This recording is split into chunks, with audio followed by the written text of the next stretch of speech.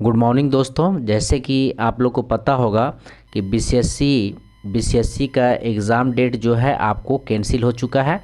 यानी जो जो आपको 26 और 27 नवंबर को होने वाला था वो अब होगा आपको 23 दिसंबर से लेकर के 24 दिसंबर 23 दिसंबर से लेकर 24 दिसंबर को अब ये परीक्षा होने वाला है। तो ये इस चीज़ को आप पहले जान लें कि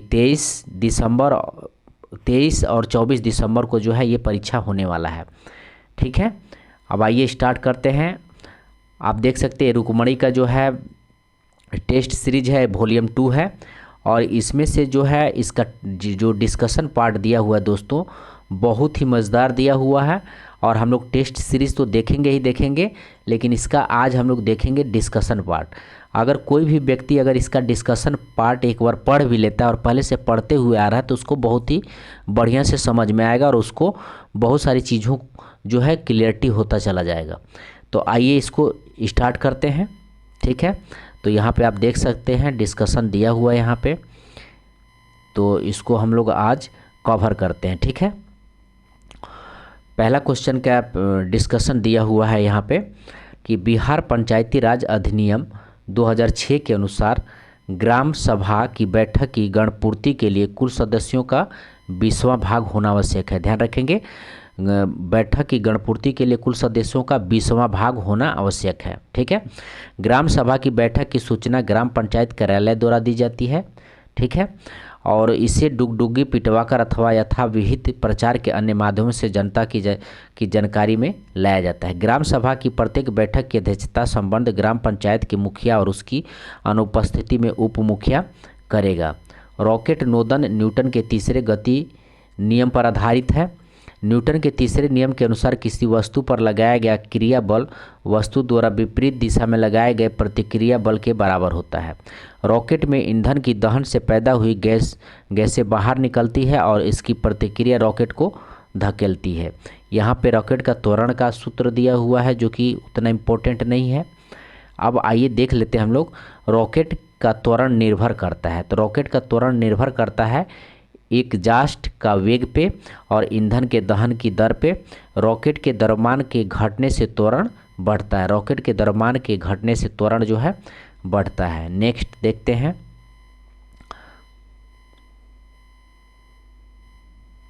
दिया हुआ यहाँ पे बर्नौली सिद्धांत के अनुसार जब कोई आदर्श द्रव्य किसी नली में धारा रेखीय प्रवाह में बहती है तो इसके मार्ग के प्रत्येक बिंदु पर इसके एकांक आयतन या एकांक द्रव्यमान की कुल ऊर्जा नियत रहती है।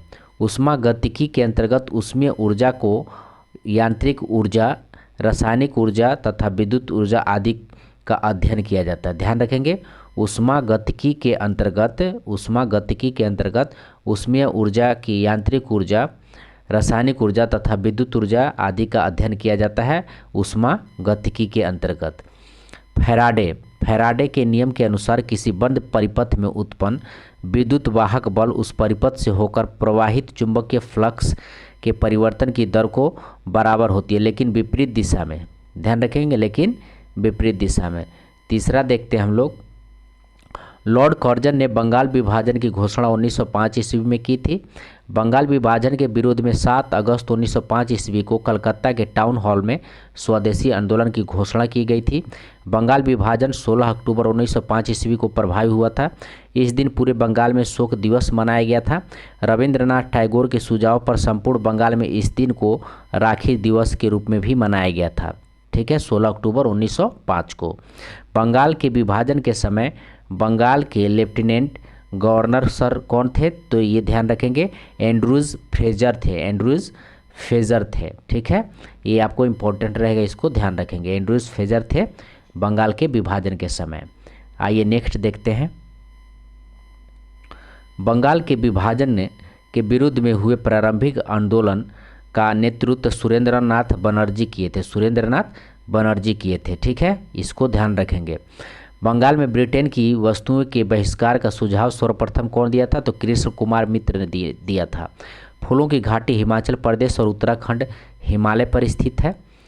फूलों की घाटी हिमाचल प्रदेश और उत्तराखंड हिमालय पर स्थित है। फूलों की घाटी मुख्यतः चमोली जिला में स्थित है। रामायण काल में हनुमान जी संजीवनी बूटी की खोज में इसी घाटी पर पधारे थे। ठीक है, इस घाटी का पता सबसे पहले ब्रिटिश पर्वतारोही फ्रैंक एस स्पाइट और उनके साथी आर.एल. होल्ड्सवर्थ ने लगाया था। चमोली जिले में स्थित फूलों की घाटी को सन 1982 ईस्वी में राष्ट्रीय उद्यान घोषित किया गया। फूलों की घाटी का भ्रमण के लिए जुलाई, अगस्त एवं सितंबर के महीने को सर्वोत्तम माना जाता है। ध्यान रखेंगे, फूलों की घाटी का भ्रमण के लिए जुलाई, अगस्त एवं सितंबर के महीनों को सर्वोत्तम माना जाता है।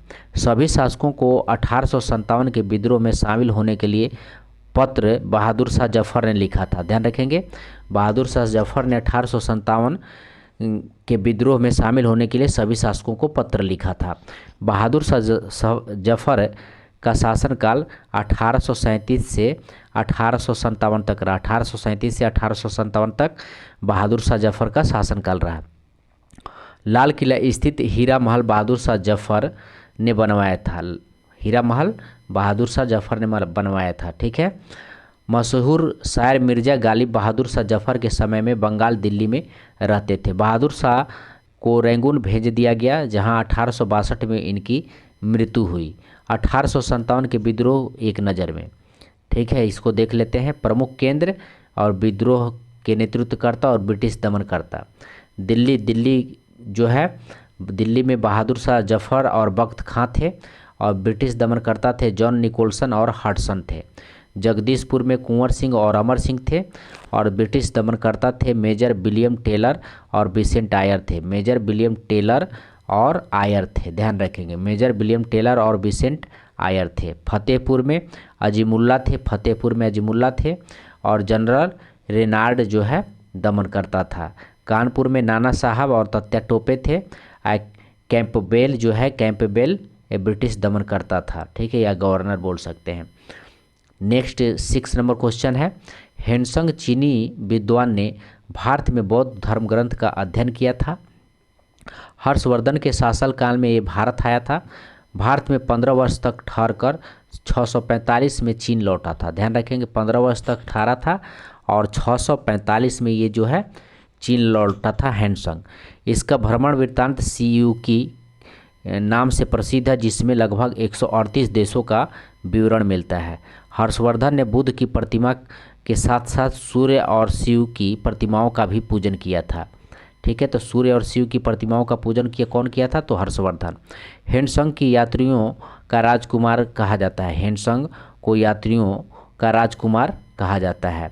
हेनसंग के अनुसार मथुरा उस समय सूती वस्त्र, मथुरा जो है सूती वस्त्र के लिए प्रसिद्ध था, जबकि वाराणसी रेशम वस्त्रों के लिए प्रसिद्ध था। अरविंद घोष नरम दल के नेता नहीं थे। अरविंद घोष जो है नरम दल के नेता नहीं थे, ये गरम दल के नेता थे। अरविंद घोष गरम दल के नेता थे। उग्रवादी विचारधारा के 4 प्रमुख नेता थे, बाल गंगाधर तिलक, लाला लाजपत राय, बिपिन चंद्र पाल और अरविंद घोष। ये जो है उग्रवादी विचारधारा के प्रमुख नेता थे। तिलक ने कहा कि हमारा उद्देश्य आत्मनिर्भरता है, भिक्षावृत्ति नहीं है। हमारा उद्देश्य जो है आत्मनिर्भरता है, भिक्षावृत्ति नहीं कहा। ये कौन कहा? बाल गंगाधर तिलक ने कहा था। आइए नेक्स्ट देखते हैं। प्रमुख नरमपंथी नेता थे। नरमपंथी नेता देख लेते हैं। दादा भाई नौरोजी नरमपंथी नेता थे। फिरोज शाह मेहता नरमपंथी नेता थे। दिनेश वाचा नरमपंथी नेता थे। व्योमेश बनर्जी ये भी नरमपंथी नेता थे। सुरेंद्र नाथ बनर्जी ये भी नरमपंथी नेता थे। ठीक है, दादा भाई नौरोजी, फिरोज शाह मेहता, दिनेश वाचा, व्योमेश बनर्जी, सुरेंद्र नाथ बनर्जी आदि ये जो है नरमपंथी नेता थे। आइए नेक्स्ट देखते हैं। कांग्रेस के नरम दल और गरम दल के नेताओं की आंदोलन की पद्धति अलग अलग थी, लेकिन लक्ष्य एक था। ठीक है, स्वदेशी आंदोलन के रणनीति को लेकर भारत राष्ट्र कांग्रेस का विभाजन हुआ था। स्वदेशी आंदोलन की रणनीति को लेकर भारत राष्ट्र कांग्रेस का विभाजन हुआ था, जिसके परिणाम स्वरूप नरम दल और गरम दल का उदय हुआ था। ठीक है, उदय हुआ था। ठीक है, इस चीज़ को ध्यान रखेंगे। नरम दल और गरम दल किसको लेकर के? तो स्वदेशी आंदोलन की रणनीति को लेकर। लाला लाजपत राय शेरे पंजाब के नाम से जाना जाते थे। लाइफ डिवाइन एवं सावित्री पुस्तकें के संपादक लेखक अरविंद घोष थे। लाइफ डिवाइन एवं सावित्री पुस्तक के संपादक या लेखक अरविंद घोष थे, ध्यान रखेंगे। रविंद्रनाथ टैगोर द्वारा गीतांजलि मूलतः बंगाली भाषा में लिखी गई थी। ठीक है, गीतांजलि जो मूलतः बंगाली भाषा में लिखी गई थी। गीतांजलि के लिए 1913 में टैगोर को साहित्य का नोबेल पुरस्कार मिला था। गीतांजलि की मूल बंगला संस्करण 14 अगस्त 1910 ईस्वी को प्रकाशित हुआ था। गीतांजलि का मूल बंगला संस्करण 14 अगस्त 1910 ईस्वी को प्रकाशित हुआ था। गीतांजलि का अंग्रेजी संस्करण नवंबर 1912 ईस्वी में पहली बार प्रकाशित हुआ था। 1912 ईस्वी में गीतांजलि का अंग्रेजी संस्करण नवंबर 1912 ईस्वी में पहली बार प्रकाशित हुआ था। विचारात्मक पुस्तक हिंद स्वराज महात्मा गांधी ने मूल रूप से गुजराती भाषा में लिखी थी। प्रमुख पुस्तक एवं उनके लेखक थे the story of my deportation Lala Lajpat Rai लिखे थे। Gita Rahasya Bal Gangadhar Tilak. A nation in making Surendranath Banerjee. India wins freedom Maulana Abdul Kalam Azad. नौवां क्वेश्चन का डिस्कशन है। उपशामक दवा का सेवन दुश्चिंता को कम करने के लिए किया जाता है, ध्यान रखेंगे। उपशामक या पैलिएटिव दवा की सेवन दुश्चिंता को कम करने के लिए किया जाता था। उपशामक का प्रयोग। पैलिएटिव शब्द ग्रीक भाषा के पेलियम से लिया गया है, जिसका अर्थ होता है दर्द से मुक्त। प्रमुख पैलिएटिव ड्रग्स है मार्फिन, मिडाजोइलम एवं हिलियोपेरिडोल है। ठीक है। प्रतिजैविक जीवाणुओं की वृद्धि को रोकता है। प्रतिजैविक जो है या एंटीबायोटिक जीवाणुओं की वृद्धि को रोकता है। प्रतिरोधी औषधि सूक्ष्म जीवाणुओं को मारने एवं उनकी वृद्धि को रोकने में सहायक होता है। ज्वारनाशक का प्रयोग शरीर दर्द एवं बुखार से राहत के लिए किया जाता है। प्रमुख एंटीपायरेटिक्स में क्रोसिन, पैरासीटामोल एवं एस्पिरिन आता है, ध्यान रखेंगे। प्रमुख एंटीपायरेटिक्स में क्रोसिन, पैरासीटामोल एवं एस्पिरिन आता है। ठीक है। एस्पिरिन या इसको बोलते हैं एस्टियल सैलिसिलिक एसिड। एस्टियल सैलिसिलिक एसिड से बने होते हैं एस्पिरिन। ठीक है। प्रकाश के तरंग सिद्धांत का प्रतिपादन हाइजेनबर्ग ने किया था। ठीक है। प्रकाश के तरंग सिद्धांत का प्रतिपादन हाइजेनबर्ग ने किया था। गति के नियम सर आइजैक न्यूटन द्वारा किया गया था। गति का नियम सर आइजैक न्यूटन द्वारा किया गया था। विद्युत धारा के कारण उत्पन्न चुंबक के क्षेत्र द्वारा किसी चालक में गति उत्पन्न की जा सकती, इस सिद्धांत पर विद्युत मीटर कार्य करता है। ठीक है। विद्युत मीटर के इस सिद्धांत को माइकल फैराडे ने दिया था। गैलीलियो गैलीली एक महान आविष्कारक थे तथा दूरदर्शी के विकास में उनका अतुलनीय योगदान था। दूरदर्शी जो है कि विकास में उनका अतुलनीय योगदान था, किसका? तो गैलीलियो गैलीली का। नेक्स्ट है प्रकाश के निम्न सिद्धांत एवं प्रतिपादक। कणिका सिद्धांत ये न्यूटन का है। कणिका सिद्धांत न्यूटन। विद्युत चुंबक के तरंग सिद्धांत ये मैक्सवेल ने दिया है। मैक्सवेल ने। फोटॉन ऊर्जा सिद्धांत ये आइंस्टीन ने दिया है। फोटॉन ऊर्जा सिद्धांत आइंस्टीन ने दिया है। विवर्तन गुण ये ग्रामलडी ने दिया है। ठीक है। विवर्तन गुण ये ग्रामलडी ने दिया हुआ है। नेक्स्ट 11 नंबर देखते हैं। भारत सरकार द्वारा 2024 तक 11 नवीकरणीय रिएक्टरों को स्थापित किया जाना प्रस्तावित है। भारत सरकार द्वारा 2024 तक 11 नवीकरणीय रिएक्टरों को स्थापित किए जाना प्रस्तावित है। भारत में वर्तमान में 22 नवीकरणीय रिएक्टर 7 विभिन्न स्थानों पर स्थापित हैं। नेक्स्ट देखते हैं।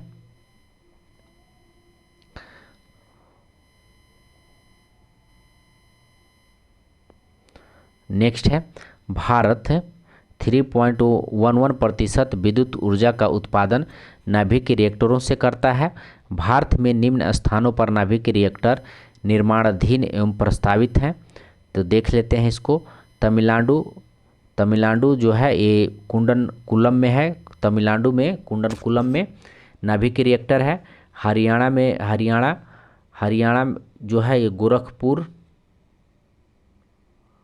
ठीक है। और महाराष्ट्र जैतपुर, आंध्र प्रदेश कोवाड़ा और राजस्थान महाबांसवाड़ा में है, ठीक है। उसके बाद मध्य प्रदेश चुटका में है, मध्य प्रदेश भीमपुर में है, गुजरात मिठूवर्दी में है, और ये पश्चिम बंगाल हरिपुर में है, उड़ीसा मरकांडी में है, और तमिलनाडु मध्य प्रदेश में है, ठीक है। अब यहाँ पे देखते हैं 12 नंबर क्वेश्चन दिया हुआ है। चैत्य जो है वृक्ष बौद्ध वस्तुकाल के संबंध में सम्मिलित नहीं है। चैत्य का शाब्दिक अर्थ है चिंता संबंधी। 100 दाह के पश्चात बचे हुए अवशेषों को भूमि में गाड़कर उनके ऊपर जो समाधियां बनाई गई उन्हीं को प्रारंभ में चैत्य या स्तूप कहा जाता है। ध्यान रखेंगे, चैत्य या स्तूप कहा गया है। चैत्य बौद्ध धर्म में पूजा स्थल होता है। चैत्य जो है बौद्ध धर्म में जो है पूजा स्थल है। बुद्ध के जीवन से संबंधित बौद्ध धर्म का प्रतीक देख लेते हैं, घटना और प्रतीक। जन्म का प्रतीक कौन है? तो कमल एवं साँड़ है। गृह त्याग का प्रतीक कौन है? तो घोड़ा है। ज्ञान प्राप्ति का प्रतीक कौन है? तो पीपल है। निर्वाण का प्रतीक कौन है? तो पद चिन्ह है, ठीक है। नेक्स्ट है, गौतम बुद्ध को एशिया के ज्योतिपुंज के तौर पर जाना जाता है। गौतम बुद्ध के जीवन पर एडविन आर्नल्ड ने लाइट ऑफ एशिया नामक काव्य पुस्तक की रचना की थी, ठीक है। आइए नेक्स्ट देखते हैं। यहाँ से मैथ है, यहाँ पे 23 नंबर क्वेश्चन दिया हुआ है। 23 नंबर क्वेश्चन है, हमारे घरों में प्रत्येक परिपथ में विद्युत उपकरण विद्युतमय तथा उदासीन तारों के बीच समांतर क्रम में जुड़े होते हैं। प्रत्येक उपकरण में धारा की प्रवाह को संचालित करने के लिए अलग अलग स्विच होते हैं। सभी उपकरणों को समांतर क्रम में जोड़ने पर सभी उपकरणों को एक ही विभवांतर मिलता है तथा प्रत्येक उपकरणों को स्वतंत्रता पूर्वक विद्युत धारा मिलता है जिसमें उसे चालित या बंद किया जा सकता है। घरों में दी जाने वाली विद्युत धारा 220 वोल्ट का एसी धारा होती है, ठीक है। घरों में दी जाने वाली विद्युत धारा 220 वोल्ट का एसी धारा होती है, जिसकी आवृत्ति 50 ± 3 हर्ट्ज होता है। इस एसी विद्युत धारा की ध्रुवता प्रति सेकेंड 100 बार बदलती है। 100 बार जो है बदलती है। 25 नंबर क्वेश्चन दिया हुआ है आपको, ठीक है। CaCO3, ठीक है, CaO + CO2 ऑक्सीकरण अपचयन अभिक्रिया का उदाहरण नहीं है, ठीक है। जबकि अन्य सभी भी ऑक्सीकरण अपचयन अभिक्रिया हो रही है, ठीक है। जैसे कि CaCO3 CaO + CO2 में ऑक्सीजन का त्याग होने से अपचयन अभिक्रिया हो रहा है। यह एक विघटन अभिक्रिया का भी उदाहरण है, ठीक है। अवकरण यहाँ पे देख सकते हैं ZnO + C, और ये आपका Zn इसको मिलाकर नहीं हो जाता है CO, यानी अपचयन ऑक्सीकरण। ऑक्सीकरण प्रक्रिया में ऑक्सीजन का संयोग होता है या हाइड्रोजन का त्याग होता है।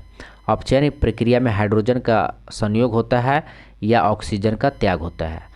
26 नंबर क्वेश्चन है, अवतल लेंस में वस्तु को अनंत तथा प्रकाशिक केंद्र के बीच रखने पर प्रतिबिंब सीधा और छोटा बनता है। ध्यान रखेंगे, अवतल लेंस में वस्तु को अनंत तथा प्रकाशिक केंद्र के बीच रखने पर प्रतिबिंब सीधा और छोटा बनता है। आइए नेक्स्ट देखते हैं, अवतल लेंस में बने प्रतिबिंब। वस्तु की स्थिति, प्रतिबिंब में की स्थिति और प्रतिबिंब की प्राकृतिक आकार। अनंत पे जो है ये F2 पर बनता है और प्रतिबिंब होता है आभासी, सीधा तथा वस्तु से अत्यंत छोटा होता है, ठीक है। अनंत पे आभासी, सीधा तथा वस्तु से अत्यंत छोटा होता है अनंत पे। ध्यान रखेंगे ये अवतल लेंस में, ठीक है। अनंत तथा प्रकाशिक केंद्रक के बीच में F2 तथा प्रकाशिक केंद्रक के बीच में आभासी, सीधा तथा वस्तु से ये छोटा होता है। नेक्स्ट है, अवतल लेंस का उपयोग गैलीलियन टेलीस्कोप तथा निकट दृष्टि दोष को दूर करने में किया जाता है। ध्यान रखेंगे, गैलीलियन टेलीस्कोप तथा निकट दृष्टि दोष। निकट दृष्टि दोष में क्या होता है, तो दूर की वस्तुएं दिखाई नहीं देती है। निकट में दूर की वस्तुएं दिखाई नहीं देती है, ध्यान रखेंगे, निकट दृष्टि दोष।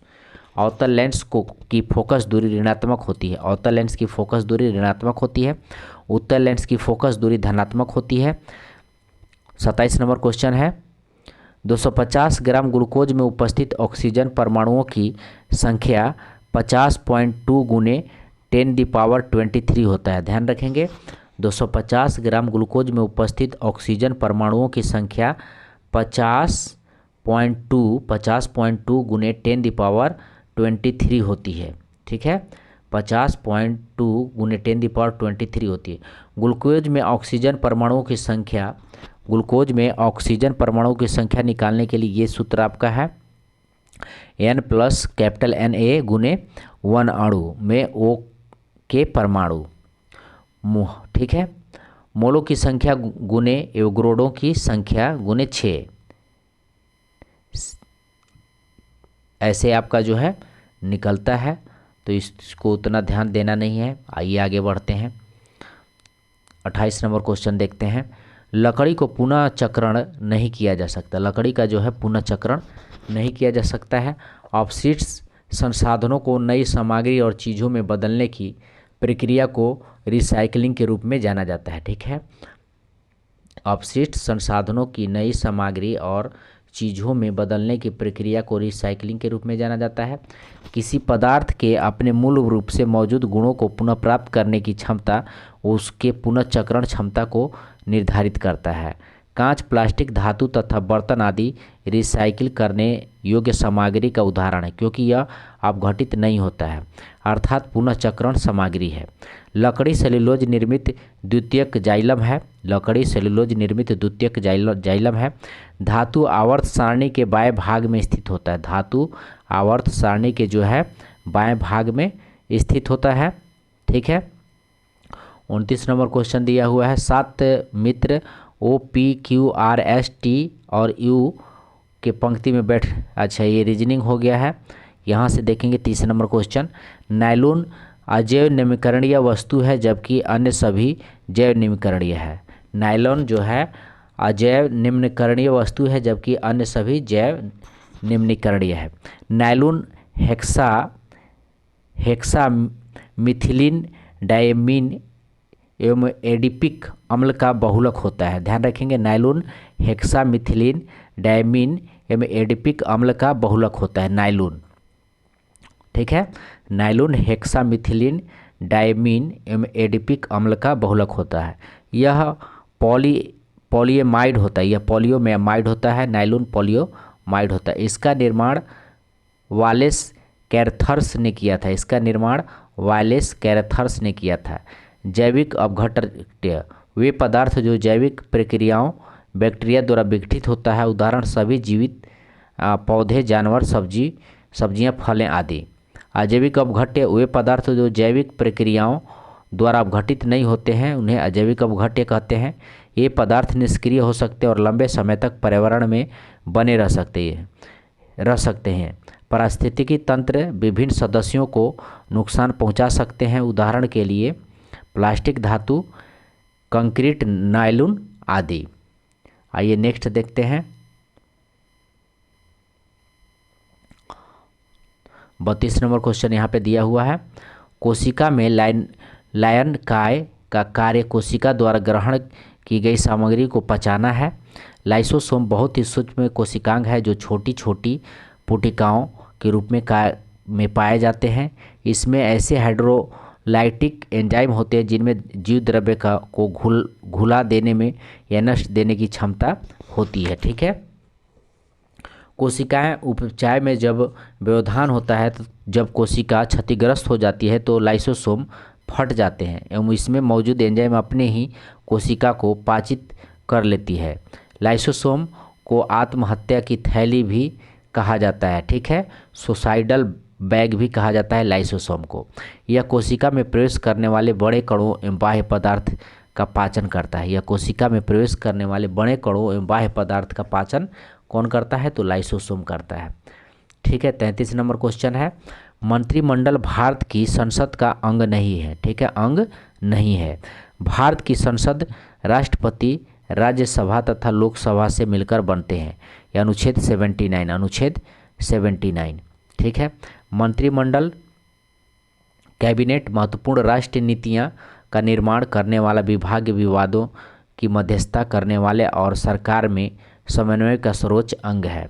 मंत्रिपरिषद और उसके महत्वपूर्ण भाग कैबिनेट दोनों ही सरकार के कार्यों में सहयोग करने वाले महत्वपूर्ण अंग है। नीति निर्माण कार्य के लिए कैबिनेट सरकार का प्रमुख अंग है। 34 नंबर क्वेश्चन है। अब यहाँ से आप 35 नंबर क्वेश्चन देख सकते हैं। भूकंप, ज्वालामुखी विस्फोट और भूस्खलन को भूगर्भीय संकट के रूप में वर्गीकृत किया जाता है। प्राकृतिक पर्यावरण में अचानक होने वाले तीव्र परिवर्तन जिसकी जानकारी पहले से नहीं होती है और जिसका मानव तथा मानवीय क्रियाओं पर प्रतिकूल एवं हानिकारक प्रभाव पड़ता है, भूगर्भीय संकट कहते हैं। भूकंप, सुनामी और ज्वालामुखी की तुलना में चक्रवात के आने के समय एवं स्थान की भविष्यवाणी संभव होती है। भूकंप पृथ्वी के ऊपरी सतह में विवर्तनिक गतिविधियों से निकली ऊर्जा से पैदा होती है। भारत में भूकंप प्रभावित क्षेत्र जम्मू कश्मीर, लद्दाख, हिमाचल प्रदेश, उत्तराखंड, सिक्किम, पश्चिम बंगाल का दार्जिलिंग उपमंडल तथा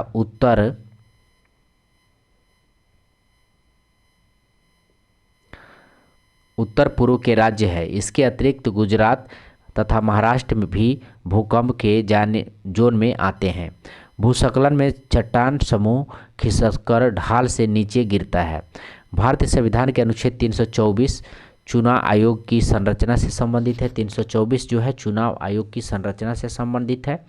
ठीक है, संविधान के भाग 15 के तहत अनुच्छेद 324 से 329 तक निर्वाचन से संबंधित प्रावधान का उल्लेख है। संविधान के भाग 15 के तहत अनुच्छेद 324 से 329 तक निर्वाचन से संबंधित प्रावधान का उल्लेख है। यह एक अस्थायी एवं स्वतंत्र निकाय है। अनुच्छेद 324(2) के अनुसार निर्वाचन आयोग प्रमुख निर्वाचन आयुक्त और अन्य निर्वाचन आयुक्तों से मिलकर बनेगा। भारत का निर्वाचन आयोग की स्थापना 25 जनवरी 1950 ईस्वी को हुई थी। पहले चुनाव आयोग एक सदस्य आयोग था, परंतु अक्टूबर 1993 ईस्वी में 3 सदस्यीय आयोग बना दिया गया। भारतीय संविधान के अनुच्छेद 326 के तहत वयस्क मताधिकार का प्रावधान किया गया। अनुच्छेद 328 में किसी राज्य के विधानमंडल के लिए निर्वाचन के संबंध में उपबंध करने की उस विधानमंडल की शक्ति है जब तक कि संसद उस पर कोई कानून नहीं बनाती। अनुच्छेद 332 के तहत राज्य की विधानसभाओं में अनुसूचित जाति और अनुसूचित जनजातियों के लिए स्थानों का आरक्षण हुआ है 332 में। ठीक है, नेक्स्ट है 37 नंबर क्वेश्चन दिया हुआ है। खाद्य निगम अधिनियम को संसद के दोनों सदनों में 1964 ईस्वी में पारित किया गया था।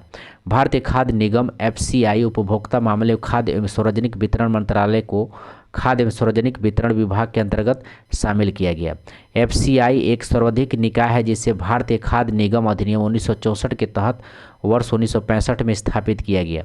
FCI नई दिल्ली में स्थित अपने मुख्यालय, 5 अंचलिक कार्यालय, 25 क्षेत्रीय कार्यालय और 170 जिले कार्यालयों के देशव्यापी नेटवर्क के माध्यम से अपने कार्यों का समन्वय करता है। FCI का उद्देश्य है खाद्यान्नों के कार्यात्मक बफर स्टॉक को संतोषजनक स्तर बनाकर राष्ट्र की खाद्य सुरक्षा सुनिश्चित करना, सार्वजनिक वितरण प्रणाली के माध्यम से संपूर्ण देश में खाद्यान्न का वितरण, किसानों के हितों की सुरक्षा के लिए प्रभावी मूल्य सहायता ऑपरेशन। भारतीय राष्ट्रीय कांग्रेस का कराची अधिवेशन वर्ष 1931 ईस्वी में आयोजित किया गया था और इसकी अध्यक्षता सरदार वल्लभ भाई पटेल ने की थी। इस अधिवेशन में पहली बार कांग्रेस ने मौलिक अधिकारों और राष्ट्रीय आर्थिक कार्यक्रमों से संबंध प्रस्ताव पारित किया था। इस अधिवेशन में कुछ लोगों के विरोध करने पर गांधी जी ने कहा था, गांधी मर सकता है लेकिन गांधीवादी नहीं मर सकता है। ठीक है, यह पहला अवसर था जब पूर्ण स्वराज को कांग्रेस द्वारा परिभाषित किया गया। 1931 ईस्वी में भारतीय राष्ट्रीय कांग्रेस के कराची अधिवेशन में पारित मूल अधिकारों तथा आर्थिक कार्यक्रम पर संकल्प पंडित जवाहरलाल नेहरू ने पारूपित किया था। 1932 में कांग्रेस अधिवेशन दिल्ली की अध्यक्षता अमृत रणछोड़ दास सेठ ने किया था। 1932 ईस्वी में कांग्रेस अधिवेशन दिल्ली की अध्यक्षता जो है रणछोड़ दास सेठ ने किया था, ये भी ध्यान रखेंगे 1932 में। 1928 में कांग्रेस अधिवेशन की अध्यक्षता मोतीलाल नेहरू ने किया था। 1928 में मोतीलाल नेहरू ने किया था। आइए नेक्स्ट देखते हैं। 39 नंबर क्वेश्चन दिया हुआ है, ठीक है। 39 नंबर, 40 नंबर यहाँ पे क्वेश्चन है। 40 नंबर क्वेश्चन दिया हुआ है, गंगा नदी प्रदूषण के उन्मूलन हेतु भारत सरकार ने 1985 में गंगा कार्य योजना चरण 1 पेश किया था। 4 नवंबर 2008 ईस्वी को गंगा को राष्ट्रीय नदी घोषित किया गया था। ऋग्वेद में गंगा नदी का उल्लेख मात्र एक बार किया गया है। 41 नंबर क्वेश्चन, के.एम. मणिक्कर और एच.एन. कुंजारू भारतीय संविधान की मसौदा समिति के सदस्य नहीं थे। बी.आर. अम्बेडकर की अध्यक्षता में गठित प्रारूप समिति यानी मसौदा समिति थी, ठीक है। इस समिति का गठन 29 अगस्त 1947 ईस्वी को हुआ था। इसमें 7 सदस्य थे। संविधान सभा में डॉक्टर अम्बेडकर का निर्वाचन बंगाल प्रांत से हुआ था। देश के विभाजन के बाद बॉम्बे प्रांत से था। प्रारूप समिति के सदस्य थे डॉक्टर अम्बेडकर, एन. गोपाल स्वामी अय्यर, आल्दी कृष्ण स्वामी अय्यर, डॉक्टर के.एम. मुंशी, सैयद मोहम्मद सदुल्ला और एन. माधव राव। इन्होंने बी.एल. मित्रा की जगह ली क्योंकि उन्होंने स्वास्थ्य कारणों से त्यागपत्र दे दिया था। टी.टी.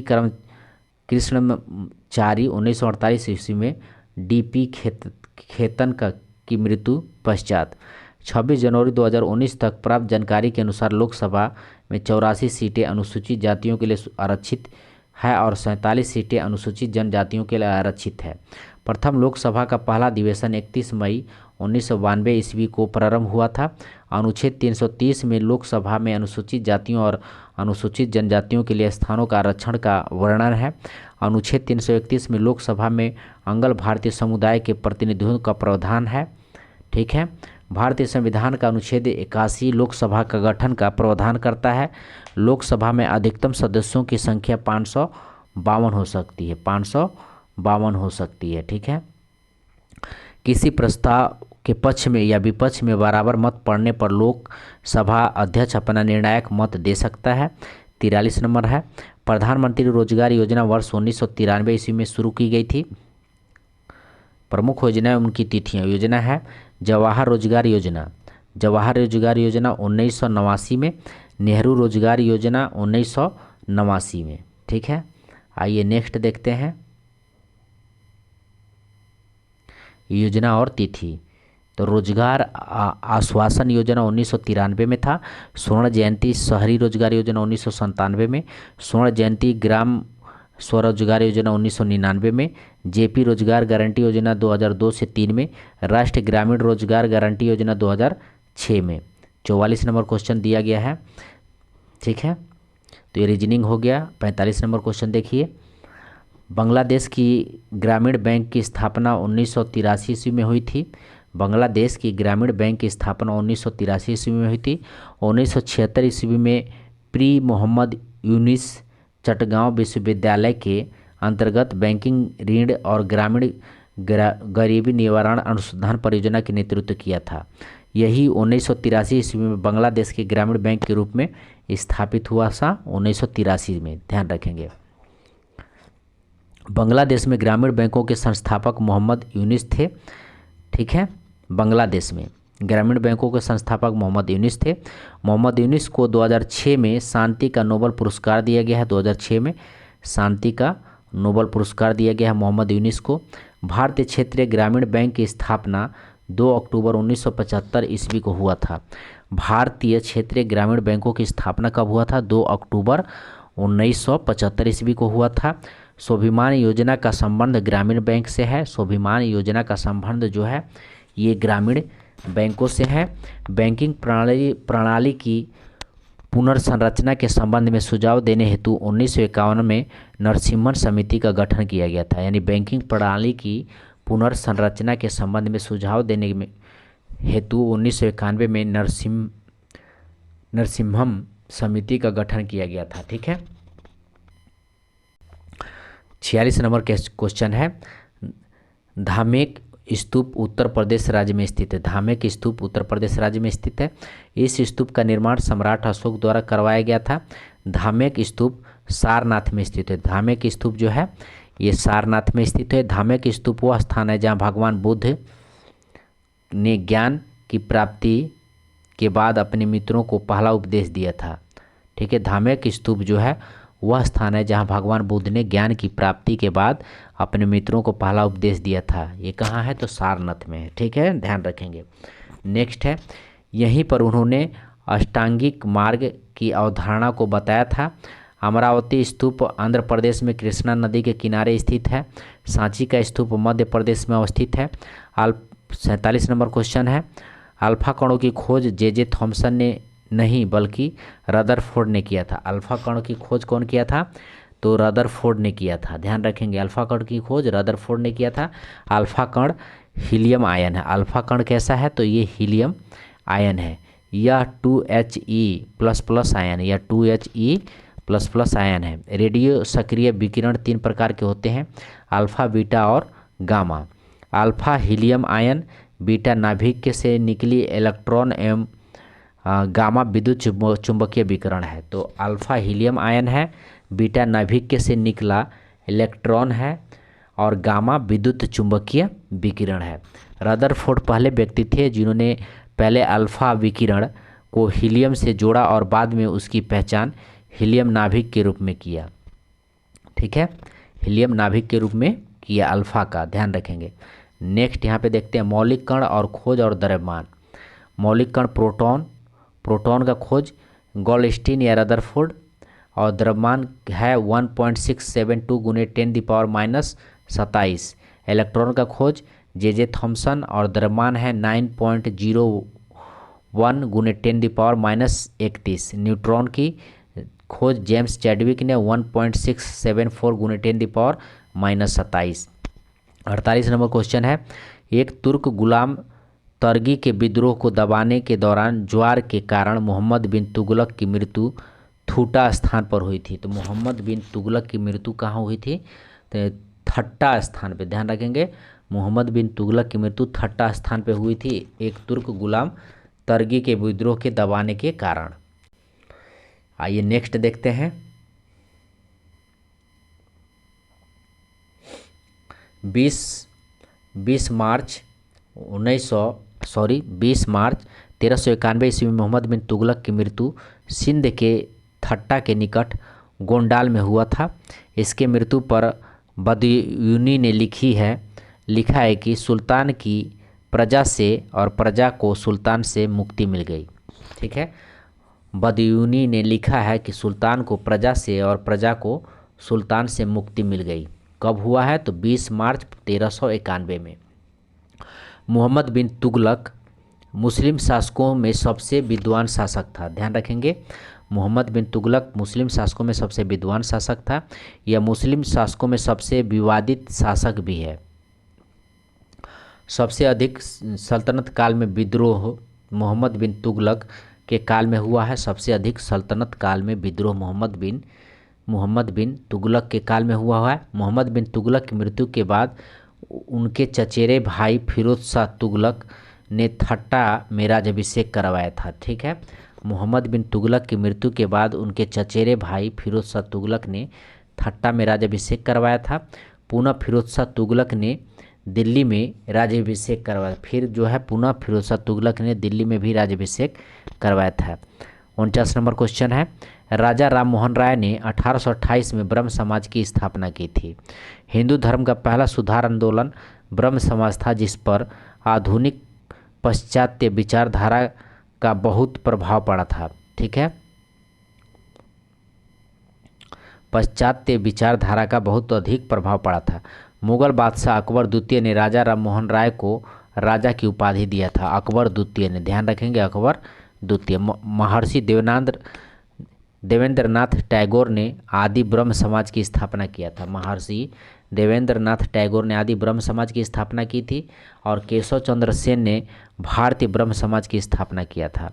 राजा राम मोहन राय के नेतृत्व में ब्रह्म समाज ने ब्रह्म समाज ने अंग्रेजी भाषा और पश्चिम शिक्षा का समर्थन किया था? राजा राम मोहन राय के नेतृत्व में ब्रह्म समाज ने अंग्रेजी और पश्चिमी शिक्षा का समर्थन कौन किया था? राजा राम मोहन। पुनः सार्वजनिक सभा की स्थापना अप्रैल 1870 ईस्वी में हुआ था। पुनः सार्वजनिक सभा का स्थापना 1870 में की गई थी। 50 नंबर क्वेश्चन है, केसरिया स्तूप की खोज 1998 ईस्वी में के मोहम्मद के नेतृत्व में एक खुदाई के दौरान हुई थी। यह बिहार के चंपारण जिले में केसरिया नामक स्थान पर स्थित है। भगवान बुद्ध जब महापरिनिर्वाण ग्रहण करने कुशीनगर जा रहे थे तो वह एक दिन के लिए केसरिया में ठहरे थे। ध्यान रखेंगे, महापरिनिर्वाण ग्रहण करने के लिए कुशीनगर जा रहे थे तो वह एक दिन के लिए केसरिया में ठहरे थे। केसरिया स्तूप की खोज 1998 ईस्वी में मोहम्मद के नेतृत्व में की गई थी। ध्यान रखेंगे, इसे विश्व का सबसे बड़ा स्तूप माना जाता है। इसे विश्व का सबसे बड़ा स्तूप माना जाता है। ठीक है। 51 नंबर क्वेश्चन है, मौलिक कण के आवेश के संबंध में न्यूट्रॉन 2 गलत है क्योंकि यह उदासीन होता है। ठीक है, अर्थात इसका अवशेष 0 होता है। आवेश जो है 0 होता है। ठीक है, न्यूट्रॉन का आवेश 0 होता है और ये उदासीन होता है। ठीक है। मौलिक कण चिन्ह और परम आवेश कूलाम। इलेक्ट्रॉन का चिन्ह जो है ई है, परम आवेश कुल है -1.6022 गुने 10⁻⁻19 सापेक्ष आवेश -1 है। ठीक है। प्रोटॉन का पी है, इसका प्लस है 1.6022 गुने 10⁻⁻1 है, +1 है। न्यूट्रॉन का n है, 0 है। अल्फा कण का अल्फा धनात्मक है, +2 है। 52 नंबर क्वेश्चन देखेंगे, ईश्वर चंद्र विद्यासागर हिंदू विधवा पुनर्विवाह अधिनियम 1856 के सबसे प्रमुख विचारक थे। ईश्वर चंद्र विद्यासागर हिंदू विधवा पुनर्विवाह अधिनियम 1856 के सबसे प्रमुख प्रचारक थे। ध्यान रखेंगे, 1856 ईस्वी का विधवा पुनर्विवाह अधिनियम लॉर्ड कैनिंग के समय में पारित हुआ था। इसे हिंदू विधवा पुनर्विवाह अधिनियम 1856 के एक्ट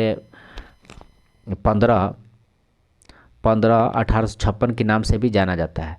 महाराष्ट्र में विधवा पुनर्विवाह आंदोलन का नेतृत्व विष्णु परमसुराम शास्त्री पंडित द्वारा किया गया था।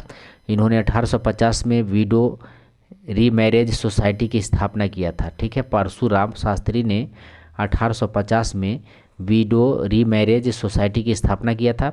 शिक्षा संबंधी सुधारों में डलहौजी ने 1854 में वुड डिस्पैच को लागू किया था। 1854 में वुड डिस्पैच डलहौजी ने लागू किया था। देवेंद्रनाथ टैगोर ने राजा राम मोहन राय के विचारों के प्रसार के लिए 1839 में तत्वबोधिनी सभा का स्थापना किया था। देवेंद्रनाथ टैगोर ने राजा राम मोहन राय के विचारों के प्रसार के लिए 1839 में तत्वबोधिनी सभा की स्थापना किया था। ठीक है। 1815 ईस्वी में राजा राम मोहन राय ने अपने युवा समर्थकों के सहयोग से आत्मीय सभा का स्थापना किया था। आइए नेक्स्ट देखते हैं। 53 नंबर क्वेश्चन है, ग्राम पंचायतों के स्टाफ के अंतर्गत जिला निर्वाचन पदाधिकारी शामिल नहीं है। ठीक है, ग्राम पंचायत के स्टाफ के अंतर्गत निम्न आते हैं। आइए देखते हैं। पंचायत सचिव आते हैं, ग्राम पंचायत के कार्यालय प्रभारी आते हैं, आयतनिक कर्मचारी एवं व्यावसायिक आते हैं। प्रत्येक ग्राम पंचायत में एक पंचायत सचिव होता है। पंचायत सचिव ग्राम पंचायत के कार्यकाल का प्रभारी होता है। ग्राम पंचायत के अंतर्गत एक ग्राम रक्षा दल गठित किया जा सकेगा। 54 नंबर क्वेश्चन है, आँख का कोराइड या रक्त का पटल भाग रेटिना की बाहरी परत को ऑक्सीजन और पोषण प्रदान करता है। कोराइड यूविया का एक हिस्सा है। यह आँख की संवहनी परत और इसमें संयोजी ऊतक होता है और रेटिना और श्वेत पटल के बीच स्थित होता है। ठीक है, यह रेटिना की बाहरी परतों को ऑक्सीजन और पोषण प्रदान करता है। सिलियारी बॉडी आँख का एक भाग है। सिलियारी बॉडी जो है आँख का एक भाग है। इसमें सिलियारी मांसपेशी जो लेंस के आकार को नियंत्रित करती है। नेत्र श्लेष्मा एक ऊतक है जो पलकों के अंदर की रेखा बनाती है। श्वेत पटल यानी आँख का सफ़ेद भाग को ढकता है। नेत्र श्लेष्मा अत्यधिक संवहनी होती है जिसमें कई माइक्रोवेल्स आसानी से इमेजिंग अध्ययन के लिए सुलभ होती है। ठीक है, ये मैथ का क्वेश्चन है। तो यहाँ तक रहा दोस्तों सेट 1 का ये सारे क्वेश्चन। आइए मिलते हैं नेक्स्ट वीडियो में।